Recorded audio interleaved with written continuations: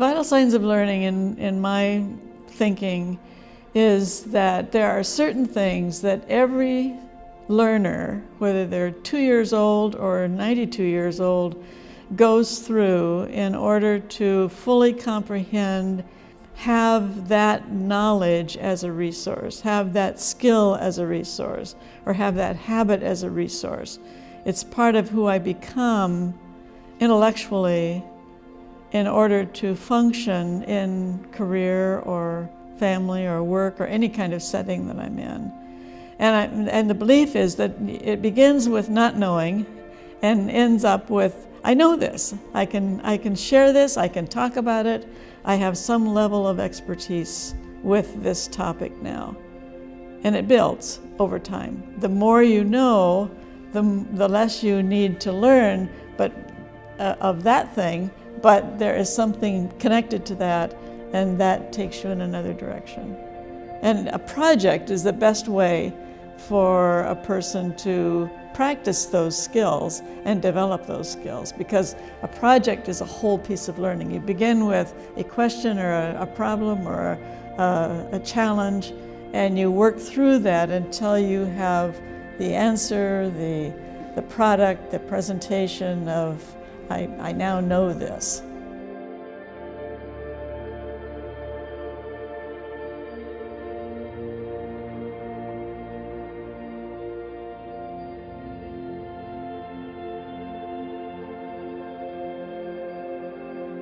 What EdCro really is a focus on process, and kind of started off as the artist process. EdCro stands for Explore, Design, Create, Refine, and Own.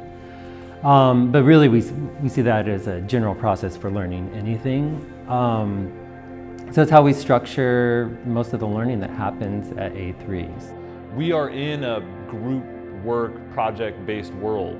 And so we're trying to recreate that in an authentic setting where we can scaffold kids up to the skills they will need to be successful in that world.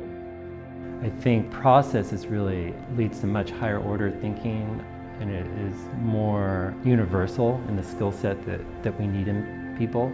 And if you have process and the ability to investigate and problem solve, then content's there.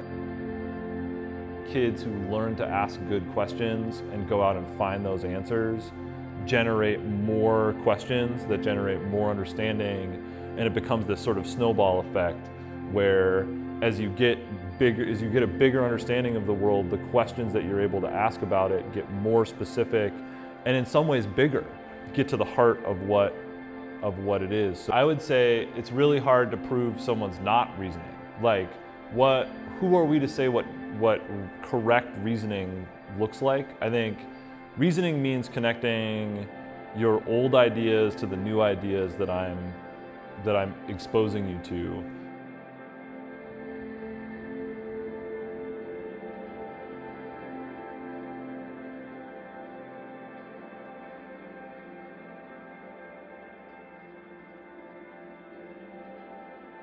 I think when we started, it was like most programs, where it's kind of a cumulative point-based system.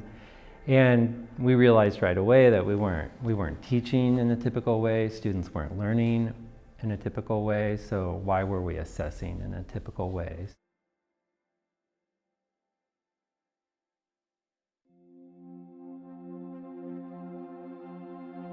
You would think that as they were doing the work, they would be getting all these great big revelations about, oh, this connects to this and this connects to this.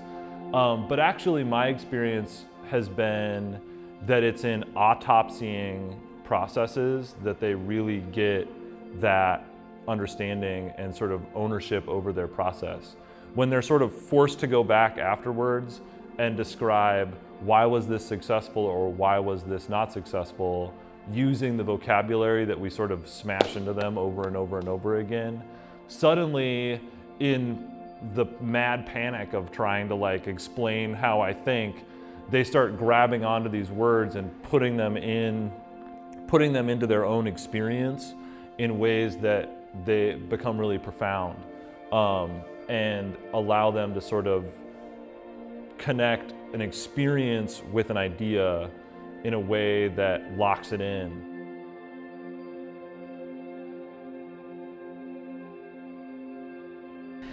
publicly communicating, articulating what they learned and why it was meaningful. I mean, that's actually where the learning happens, in my mind. Not even though process is really central, it's the communication and reflection of the learning that's the central thing that we do. I'm trying to find evidence of learning and growth. How did this process change you? How did it change the way that you think? How does it change the way that you see the material and sort of your ability to use the material that we're talking about? What skills have you gained or refined? And ultimately that becomes a measure of success or failure for me as a teacher.